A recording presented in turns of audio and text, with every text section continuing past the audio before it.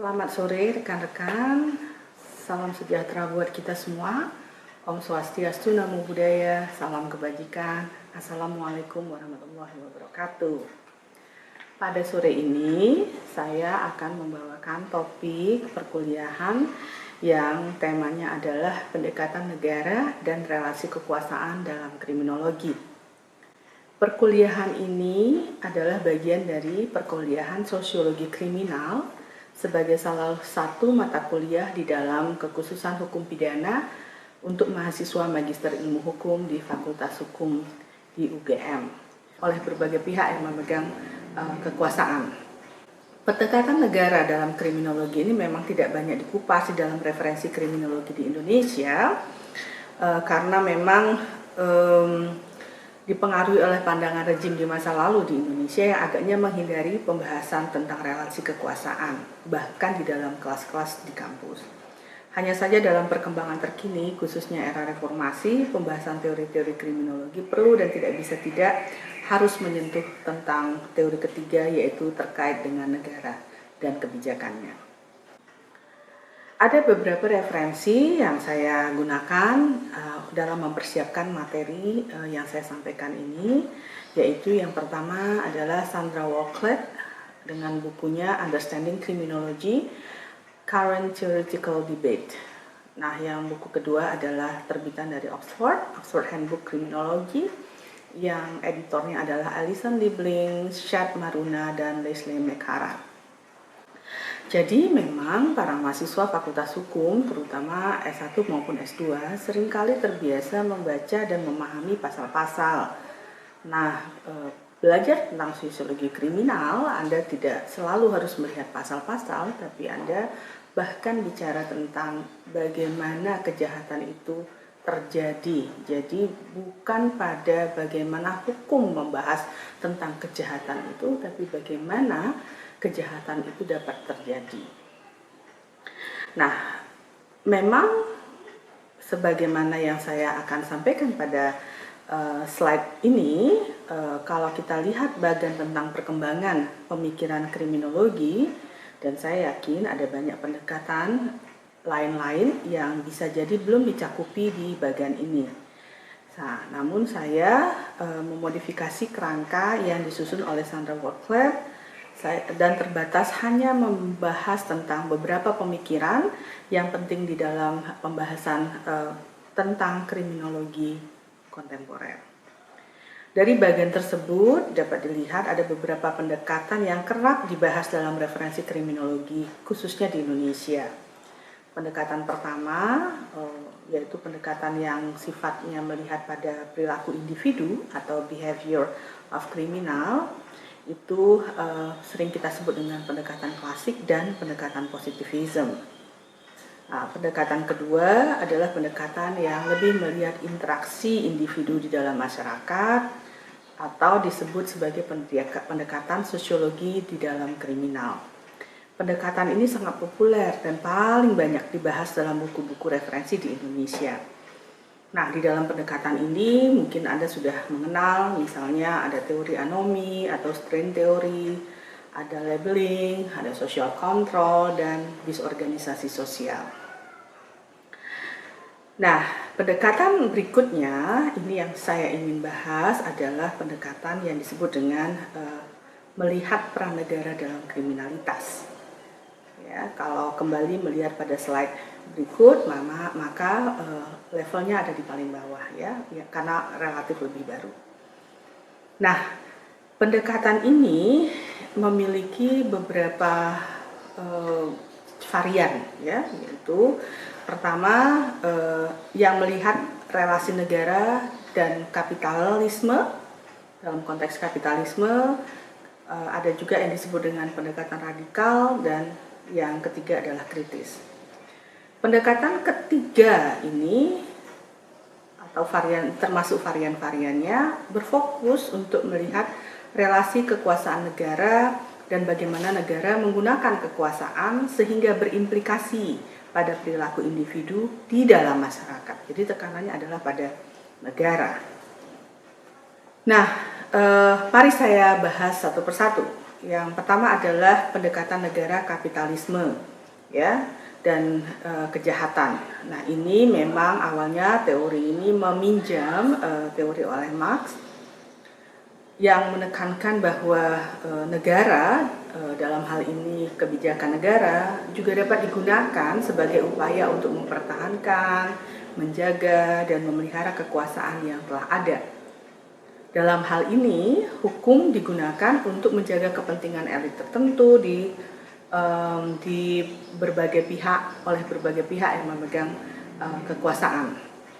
Pendekatan negara dalam kriminologi ini memang tidak banyak dikupas di dalam referensi kriminologi di Indonesia, karena memang dipengaruhi oleh pandangan rejim di masa lalu di Indonesia yang agaknya menghindari pembahasan tentang relasi kekuasaan, bahkan di dalam kelas-kelas di kampus. Hanya saja dalam perkembangan terkini, khususnya era reformasi, pembahasan teori-teori kriminologi perlu dan tidak bisa tidak harus menyentuh tentang teori ketiga, yaitu terkait dengan negara dan kebijakannya. Nah, ada beberapa pemikir sebagai pionir dalam pendekatan ini, yaitu adalah Chambliss dan Queenie. Chambliss menekankan ekonomi politik dari kejahatan atau sering disebut dengan political economy of crime. Chambliss berargumentasi bahwa kapitalisme menciptakan keinginan untuk mengkonsumsi, di satu sisi keinginan untuk mengambil keuntungan dari proses menciptakan konsumerisme. Hanya saja dalam suatu masyarakat yang senjang secara ekonomi, konsumerisme ini menciptakan konflik dari berbagai pihak yang terlibat, termasuk pemilik modal atau non-pemilik modal, kelompok borjuis, dan masyarakat bawah, sering disebut dengan proletariat. Terkadang konflik ini menciptakan kekerasan dan hanya saja tidak pasti atau belum tentu kekerasan itu disebut sebagai kejahatan. Proses penciptaan apakah sebuah perilaku itu sebagai kejahatan kemudian dipengaruhi oleh struktur di dalam sosial yang dipengaruhi oleh ekonomi politik. Dengan demikian, Chambliss menekankan adanya kejahatan bukan karena perilaku individu semata, tapi karena bagaimana atau sejauh mana seseorang mengikuti atau tidak mengikuti norma-norma di dalam masyarakat, dan juga karena adanya kepentingan ekonomi dan politik yang tercermin di dalam hukum, dan bahkan ketika hukum itu bekerja atau diimplementasikan. Dalam hal ini, negara menjadi instrumen dari kelompok yang berkuasa secara ekonomi dan politik. Nah, disinilah bagaimana negara kemudian menciptakan apa yang disebut kejahatan atau bukan kejahatan yang dipengaruhi oleh kepentingan ekonomi politik tersebut. Nah, saya masuk kepada pandangan Queenie. Ya, kalau Queenie menekankan tentang kejahatan itu dalam konteks atau kriminologi itu dalam konteks politisasi hukum atau politically of law dan politisasi kejahatan atau politically of crime. Ya. Terkait dengan politisasi hukum, Queenie mengacu pada bagaimana hukum dalam beberapa hal merefleksikan relasi sosial, dan hukum pun merepresentasikan kepentingan politik yang ada di dalam masyarakat. Mengacu pada pandangan politisasi kejahatan, Queenie kemudian menegaskan bahwa dari perspektif perilaku kriminal, kejahatan adalah perilaku yang disadari bukan semata karena sosialisasi yang tidak layak atau yang lemah, ataupun karena person itu punya desire atau disebut dengan defisit, ya. Perilaku kejahatan adalah ekspresi politik bahkan dari individu itu. Jadi bukan karena perbuatan itu kriminal, tapi juga menurut Queenie karena respon terhadap perbuatan itu yang menjadikan perbuatan kriminal, di mana di sini ada proses yang disebut kriminalisasi. Ya.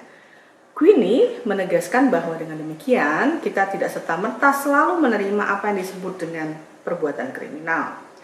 Proses menginterpretasikan perbuatan kriminal itu lebih sering merepresentasikan kepentingan mereka yang memiliki kekuasaan ketimbang mereka yang tidak memiliki kekuasaan. Berat ya. Oke, baik. Untuk break sejenak, saya memberikan tantangan untuk Anda. Ya, coba bayangkan dari paparan saya tadi, Kasus apa yang kiranya baru-baru ini muncul di media massa atau yang terpikir di benak Anda ketika mendengarkan paparan saya tadi? Sudah? Baik, saya lanjutkan ya. Beranjak dari pemikiran Queenie tadi ya, sebetulnya ada beberapa tipologi kejahatan tertentu menurut Queenie. Yaitu dengan demikian ada yang disebut dengan kejahatan terkait kekuasaan dominan, termasuk kejahatan yang terkait dengan kapitalisme.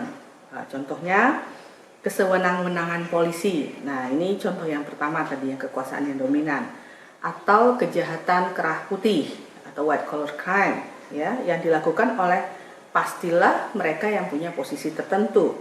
Kalau kesewenang-wenangan aparat penegak hukum karena mereka sebagai aparat penegak hukum, atau kejahatan kerah putih seperti korupsi karena mereka adalah pejabat negara. Nah, ini contoh dari kejahatan yang terkait dengan kekuasaan dominan. Nah, selanjutnya Queenie juga melihat bagaimana kejahatan yang muncul sebagai ekspresi politik yang menghendaki adanya perubahan sosial. Nah, ini misalnya sering kita sebut dengan kejahatan politik atau kejahatan terhadap negara atau pemerintah. Nah, di Indonesia kita juga mengenal ada kejahatan yang bersifat makar. Nah, ini contohnya. Atau kejahatan pencurian sebagai dampak dari kesenjangan sosial, termasuk juga kejahatan yang seperti terorisme. Jadi, saya mau menekankan bahwa kedua pemikir tersebut kemudian memiliki titik temu, yaitu melihat kejahatan bukan sebagai produk individual, tapi produk kekuasaan negara yang memberi label-label pada individu, ini adalah kriminal, ini bukan kriminal, dan ada proses kriminalisasi di dalamnya.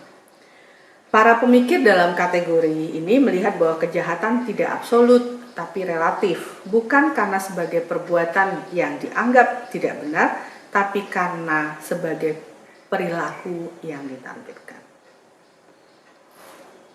Nah, sekarang saya lanjut untuk membahas pendekatan kedua, yaitu pendekatan radikal. Ya. Tyler pada tahun 1973 menyusun sebuah buku dan menyampaikan pemikirannya tentang adanya konstruksi sosial yang membentuk perilaku individu. Dengan demikian, sebetulnya Tyler mensintesakan pemikiran terkait dengan teori labeling yang sudah dijelaskan sebelumnya dengan teori kekuasaan dan kapitalisme. Bagaimana muncul perilaku individu? Karena adanya konstruksi sosial yang dipengaruhi oleh kekuasaan yang ada oleh para aktor-aktor di pemerintahan yang memiliki kewenangan untuk mengontrol dan mengatur masyarakat. Pendekatan radikal ini kemudian dianggap sebagai new criminology.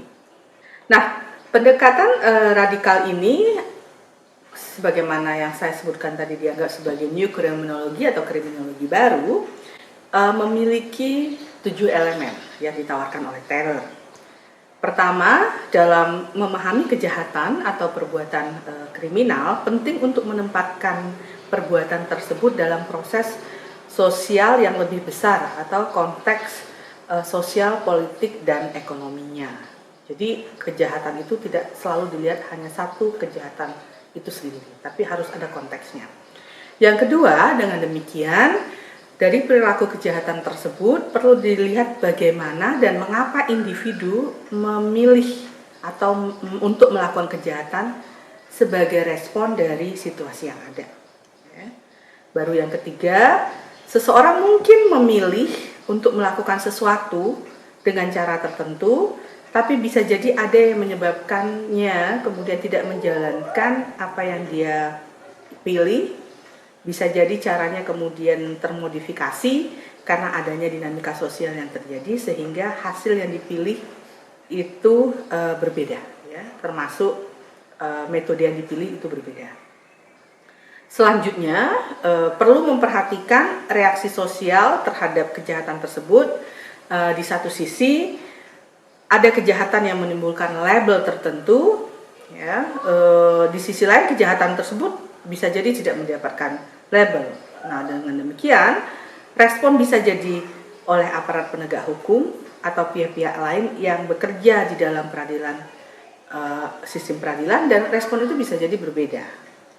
Selanjutnya, yang keenam ya, respon tersebut bisa jadi merepresentasikan apa yang disebut sebagai politik ekonomi dari reaksi sosial. Dengan demikian, yang ketujuh, relasi antara reaksi sosial dengan perilaku kriminal dan impact-nya balik kepada reaksi sosial. Jadi 7 premis ini sebetulnya menggambarkan bagaimana dinamika yang terjadi antara individu dengan negara pun tidak tunggal, ada berbagai aparat penegak hukum atau pihak-pihak yang terkait dengan kasus yang bisa jadi memiliki respon yang berbeda bahkan terhadap kejahatan yang dilakukan. Nah, ini menarik karena kita melihat kejahatan secara kontekstual dan bahkan melihat bagaimana respon dari negara terhadap kejahatan tersebut. Oke. Pendekatan ini kemudian membahas tentang kejahatan negara untuk memahami hukum dan bahkan proses hukum ketika proses hukum itu diimplementasikan. Pendekatan ini kemudian mendorong adanya pemikiran yang kritis tentang bagaimana peran negara dalam proses kriminalisasi dalam konsep sosiologi. Ya. Sekarang saya hendak menuju atau membahas lebih lanjut soal kriminologi kritis. Ya. Pendekatan kritis ini banyak dipengaruhi oleh konsep kekuasaan dan bagaimana kekuasaan bekerja yang digagas oleh Foucault ya pada tahun 1977. Foucault memang memberi perhatian kepada interaksi dan relasi antara apa yang disebut dengan pengetahuan dan kekuasaan, power and knowledge and power. Ya. Dan Foucault memberikan perhatian bagaimana agar kedua ini saling memberi pengaruh dan secara efektif berdampak terhadap adanya kontrol sosial. Pandangan yang ditawarkan oleh Foucault sebetulnya adanya kekuasaan di dalam power, dan kekuasaan itu berinteraksi dan lebih biasanya kepada struktur, kepada individu. Nah, hanya saja kemudian para kriminolog kritis lainnya melihat bahwa cara bagaimana kekuasaan bekerja tidak selalu linear seperti yang disampaikan oleh Foucault dari struktur ke individu, tapi bisa berbagai arah. Ya. Kriminolog kritis bahkan menyadari adanya kekuasaan-kekuasaan yang lebih dalam yang tidak terlihat secara kasat mata namun berpengaruh, tidak sebagai sebuah mekanisme yang formal pula, tapi bahkan informal namun dapat dirasakan dampaknya di dalam masyarakat. Dengan demikian para pemikir kriminologi kritis kemudian melihat adanya berbagai relasi kekuasaan bahkan di dalam negara yang dipengaruhi dengan adanya relasi gender, ras, atau bahkan kelas. Dengan demikian, pandangan ini kemudian memberikan perhatian pada adanya beragam struktur relasi yang terkait ya dengan kepentingan kekuasaan negara.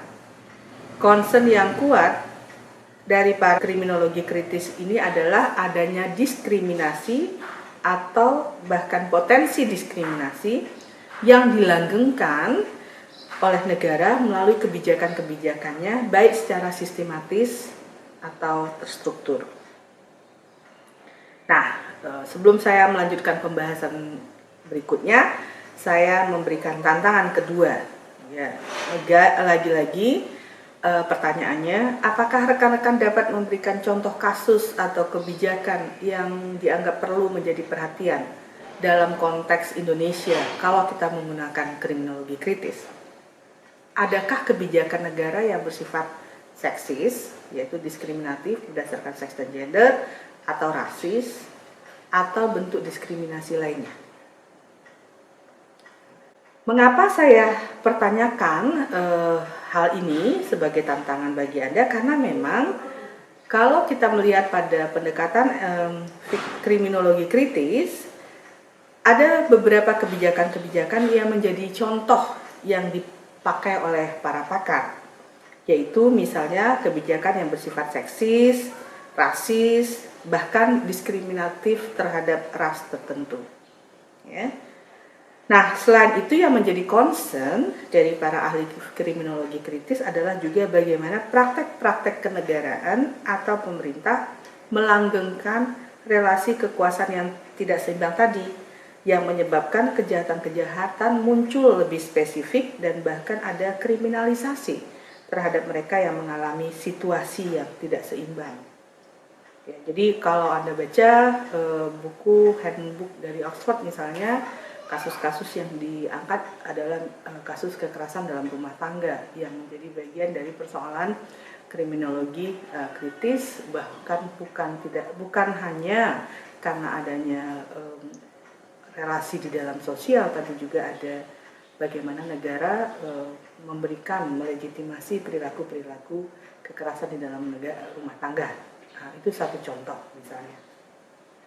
Nah, sementara ini saya menyimpulkan bahwa pendekatan kekuasaan negara dan kriminologi menambahkan analisis baru terhadap pendekatan-pendekatan sebelumnya yang berpusat pada individu dan sosial kemasyarakatan. Ya, pendekatan ini kemudian menegaskan bahwa kejahatan tidak semata-mata dipengaruhi oleh perilaku individu dan sosial, tapi juga oleh negara melalui berbagai kebijakan dan praktek-prakteknya.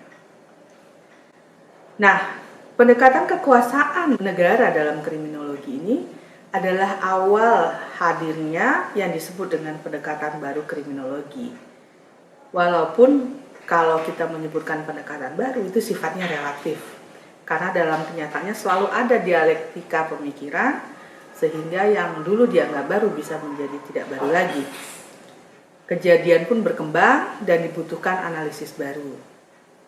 Dalam hal ini, maka saya ingin menggambarkan sedikit bagaimana dan apa saja yang dapat dikategorikan sebagai pendekatan kriminologi yang relatif baru atau disebut juga dengan kriminologi kontemporer. Ya, yang pertama, yang menurut saya banyak dibahas oleh para kriminolog adalah tentang cyberkriminologi. Kemudian juga ada pemikiran soal feminis atau gender kriminologi. Nah, feminis kriminologi ini sebetulnya muncul dalam pandangan yang radikal dan juga kritis, tapi kemudian ada dimensi-dimensi yang berkembang sehingga menjadi menarik untuk dilihat dalam kriminologi kontemporer. Termasuk juga interseksionalitas. Nah, kalau interseksionalitas ini melihat sama tadi beranjak pada pemahaman viktimologi kritis, di mana diskriminasi itu bisa jadi berlapis. Misalnya orang bisa mengalami diskriminasi kelas, gender, ras, atau diskriminasi lainnya. Nah, ini dikembangkan oleh para pemikir dalam konteks interseksionality. Selanjutnya ada juga green criminology. Green criminology ini memang dipionir oleh para aktivis atau pemikir-pemikir di bidang lingkungan. Ada juga criminology and citizenship, ini relatif baru dalam konteks demokratisasi. Dan yang juga menarik adalah cultural criminology. Nah, kalau kita lihat nantinya secara detail, per setiap teori ini sebetulnya selalu ada keterhubungan antara satu teori dengan teori lainnya.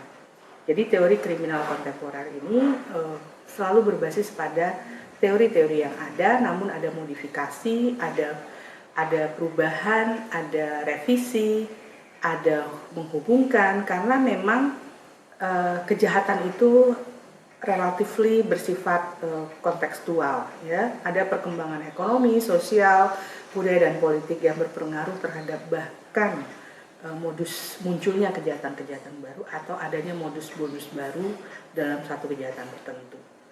Nah, memang kriminologi kontemporer kemudian melihat pada hal yang sangat spesifik. Mereka melakukan studi-studi yang lebih khusus terkait dengan perilaku kriminal dalam aspek yang lebih komprehensif tapi juga lebih dalam. Demikian penutup perkuliahan saya hari ini. Memang tidak mudah mempelajari tentang teori-teori apalagi dalam waktu yang singkat, tapi silahkan membaca berbagai referensi dan anggap perkuliahan ini adalah untuk memudahkan Anda memetakan berbagai pemikiran yang ada. Selamat sore, sampai jumpa lagi, dan jangan lupa stay healthy and success to your study.